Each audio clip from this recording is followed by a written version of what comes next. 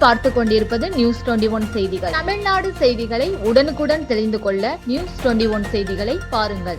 தேனி மாவட்டம் சின்னமனூர் அருகே குச்சனூரில் சுயம்பு சனீஸ்வர பகவான் திருக்கோவில் அமைந்துள்ளது.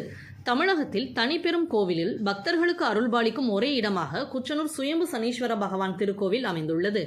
இத்திருக்கோவிலில் வருடந்தோறும் ஆடி மாத சனிக்கிழமைகளில் ஆடி பெருந்திருவிழா நிகழ்ச்சி நடைபெறுகிறது. கேரளா, கர்நாடகா போன்ற அண்டை மாநிலங்களில் இருந்தும் தமிழகத்திலிருந்தும் ஏராளமான பக்தர்கள் வந்து தங்களது நேர்த்திக்கடனை செலுத்தி இறை வழிபாடு செய்வது வழக்கம். இந்நிலையில் இந்த வருட ஆடி பெருந்திருவிழாவை முன்னிட்டு வெகு விமர்சையாக தொடங்கினார்கள்.